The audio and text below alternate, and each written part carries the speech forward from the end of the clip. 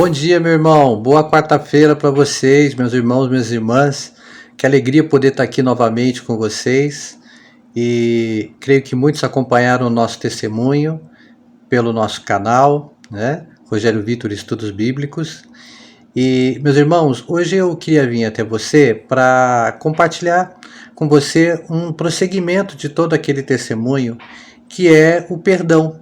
Porque muitas vezes, meus irmãos, a gente tem que entender por que nós devemos liberar o perdão para as pessoas. Muitas vezes, meus irmãos, as pessoas nos atingem com situações tão complicadas na nossa vida, não é verdade? Somos pegos de surpresa. Às vezes, enquanto crianças, nossos pais nos magoam. Às vezes, enquanto jovens, uma pessoa que nós amamos nos magoa, uma pessoa de um relacionamento, né? Um namoro, um noivado, um casamento, não é verdade? Então, e aí nós ficamos muitas vezes guardando mágoa de tudo aquilo, e aquilo nos faz muito mal.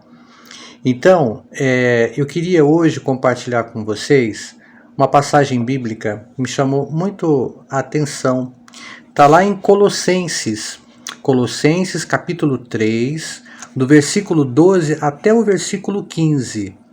E ele começa dizendo assim: Revesti-vos, pois, como eleitos de Deus, santos e amados, de ternos afetos, de misericórdia, de bondade, de humildade, de mansidão e de longanimidade.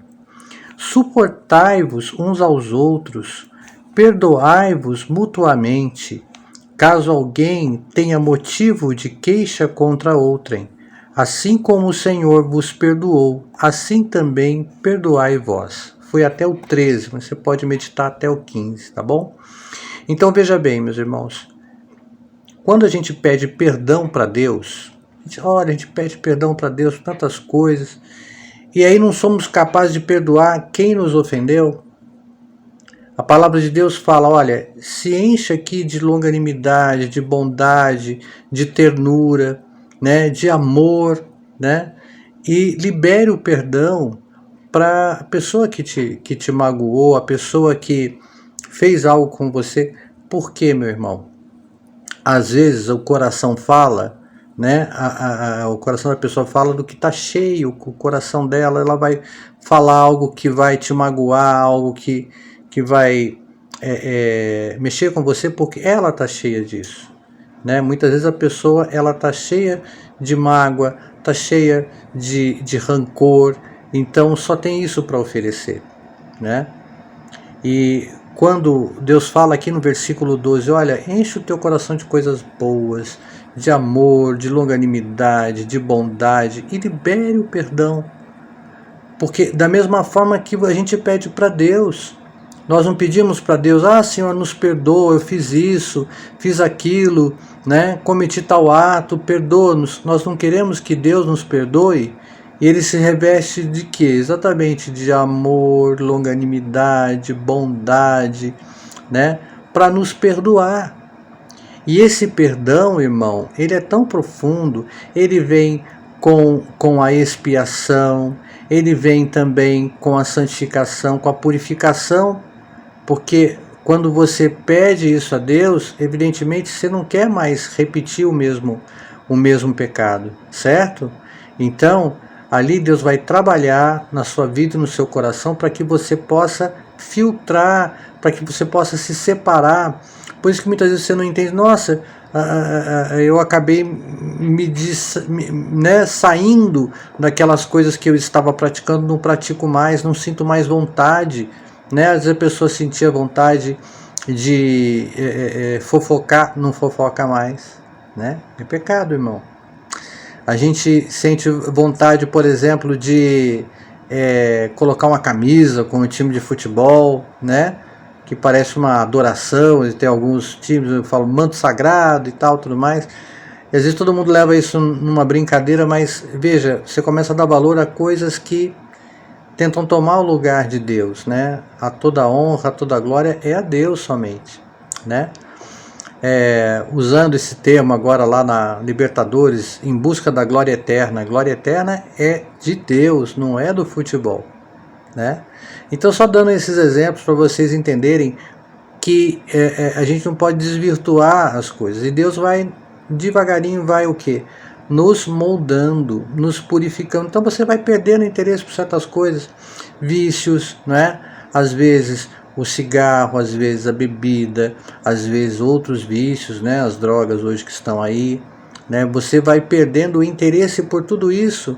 Deus vai nos separando, nos afastando dessas coisas. Então isso é um processo, mas precisa que você dê um passo em direção a Deus, certo? Então, irmão, muitas vezes, quando a gente se reconcilia com o Senhor, a gente permite que Ele vá trabalhando e vá nos purificando. E por isso, uma das grandes coisas que você deve fazer na sua vida é perdoar a quem te ofendeu. Perdoai aos nossos devedores, assim como nós pedimos perdão. No Pai Nosso nós fazemos isso. Então Deus fala, olha, eu tive que exercer para perdoar você a minha bondade, né? O meu amor, a minha longanimidade. Então Deus está ensinando a mesma coisa para nós. Olha, então, da mesma forma que eu perdoo os teus pecados, exerça esses mesmos sentimentos para você perdoar, exercer o perdão. A partir do momento que você perdoa, meu irmão, deixa eu deixar uma coisa clara. Muitas vezes as pessoas falam assim, mas aquela pessoa tem que pagar pelo que ela fez. Quando você perdoa, você coloca aquela situação nas mãos de Deus.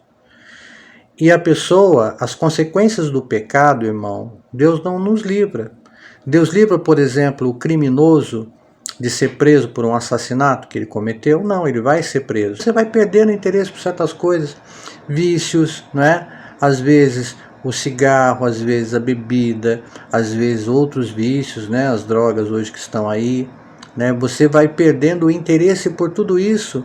Deus vai nos separando, nos afastando dessas coisas. Então isso é um processo, mas precisa que você dê um passo em direção a Deus, certo? Então, irmão, muitas vezes quando a gente se reconcilia com o Senhor, a gente permite que Ele vá trabalhando e vá nos purificando.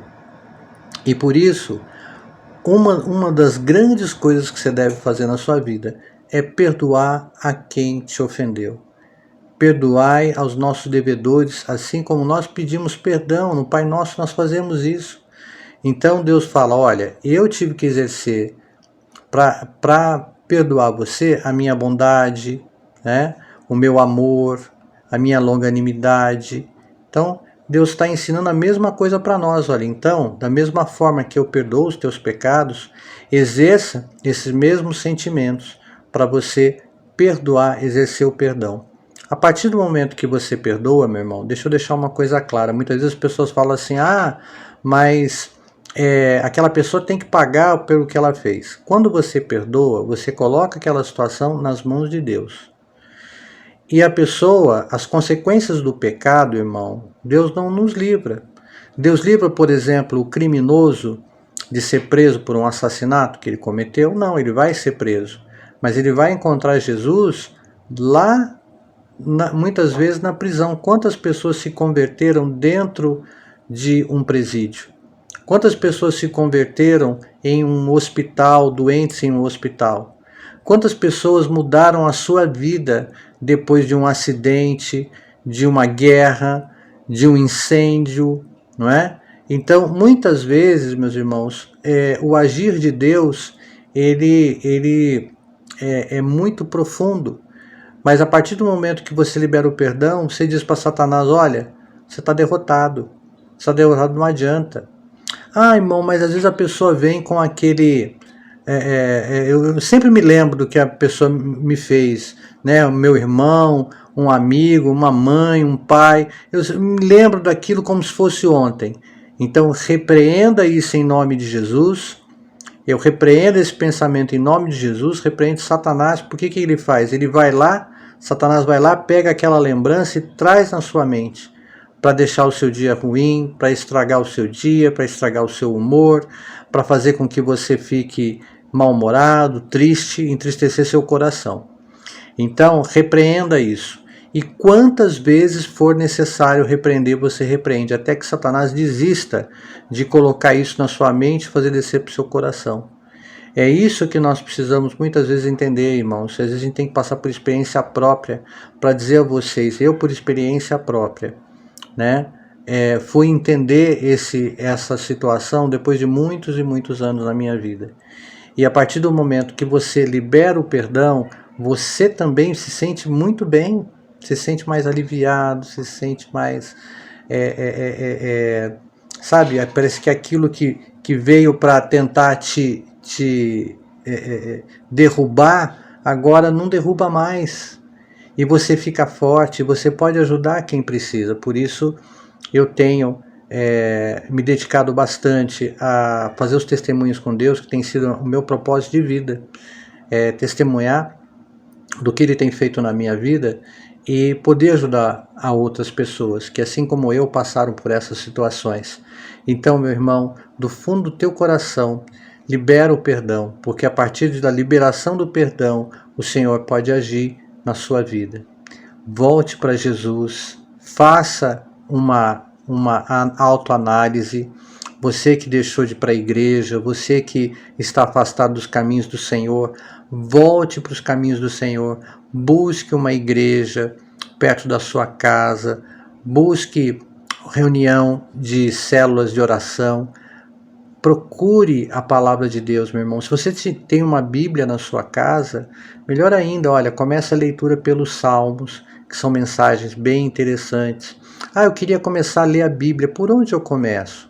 Olha, um bom livro para você começar a ler a Bíblia é o livro de Marcos, porque tem um resumo bem interessante de toda a trajetória de Jesus. Então, o livro de Marcos é muito interessante. Depois você pode ir para Mateus, né, Lucas, tá certo? Aí volta lá para Gênesis, para descobrir toda a origem do homem, que é importante, né? Você vai ver lá como tudo começou com Adão e Eva, amém? Mas busque a palavra de Deus enquanto se pode achar. Irmãos, não esqueçam, os dias estão chegando. Quantos avisos estão sendo dados?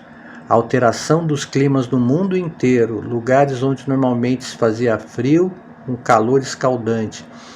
Raios, trovões, muitas chuvas torrenciais, fortíssimas. Nós acompanhamos aí no sul do Brasil, não é verdade? Guerras como Ucrânia e Rússia, guerras agora como Israel e o Hamas. Lembra que sempre Israel é o relógio do mundo. Quando acontecem as coisas em Israel, aí a gente precisa estar mais atento ainda, certo? Orando, claro, pelo povo de Israel, pedindo a Deus que isso tudo possa ter um fim o quanto antes, mas que Deus faça de acordo com a vontade dele. E que também, meus irmãos, a gente com isso se apresse em voltar para os caminhos do Senhor, porque o Senhor sempre, Ele nos avisa. Quando está para acontecer algo muito grande, o Senhor nos avisa. Jesus está voltando e você precisa se preparar para a volta de Jesus. Amém? Louvado seja o nome do Senhor. Meus irmãos, aproveita aí, dá um joinha, curte a gente, tá? Nas redes sociais, o nosso canal Estudos Bíblicos Rogério Vitor, e compartilha, porque muitas vezes essa experiência vai ajudar muitas outras pessoas